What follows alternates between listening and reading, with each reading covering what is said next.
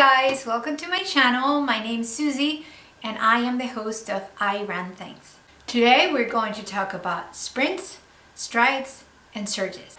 So I was thinking about this topic after I did my Kipchoge challenge, and I will link it here, actually, not here. I'll put a card here with the first time that I attempted the Kipchoge challenge.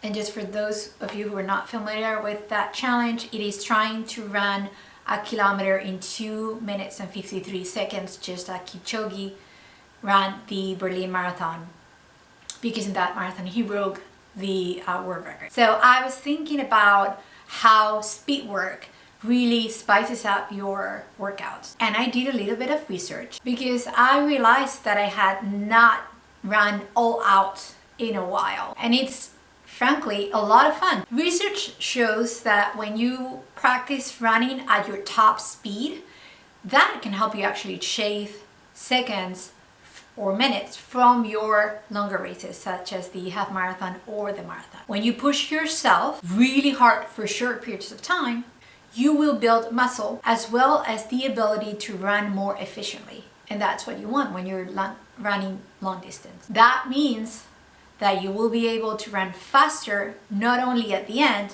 but throughout your entire race. So there's 3 types of workouts that involve running all out at your top speed. And those are sprints, strides, and surges. So a sprint means basically going all out for as long as you can hold it. It is recommended that you run sprints weekly so that you develop your muscular strength. You really should limit your sprints to 50 to 150 meters. And if you decide that you want to go further, start increasing that length little by little so that you begin training your ability to hold that pace for longer. Second type is strides. I love strides. Strides involve accelerating during one of your easy runs for about 100 meters. Starting slower and then accelerating till you reach your fastest pace. This pace should be anywhere from 5K to all out. Strides have a huge benefit. They ease the stiffness in your muscles from holding your pace for long distance and prepare you for more faster running. These are also great to warm up before a race. Third kind is surges. Surge is exactly what the word means. It's a fast burst thrown into the middle of a run. Top runners, elite runners, use these to break away from the competition during a race. And you've probably seen these happen on TV plenty of times.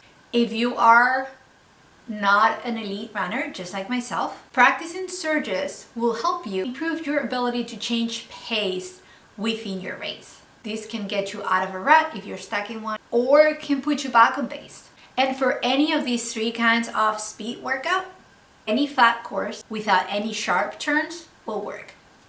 Well, I hope you guys like this video. I'm going to have a fun project for you guys coming up in a couple weeks. I need to smooth down the edges a little bit, but it's going to be fun for all the people who have subscribed, or for anybody who watches my videos. Really, it's a way of appreciating your support on my channel, and I'm so happy guys you're here. The subscribers just surged, to use a term I'm using in this video, during Blogtober, and we're not done yet, and I am so happy that you guys are here. For those of you who are not subscribed to my channel, please subscribe to see more videos like this one. Give it a thumbs up and leave me a comment down below. I want to hear from you. I love hearing from my subscribers and my viewers, and I answer each and every one comment that you guys post. So I hope you're enjoying the fall. I hope it's not too cold where you guys are, and happy running.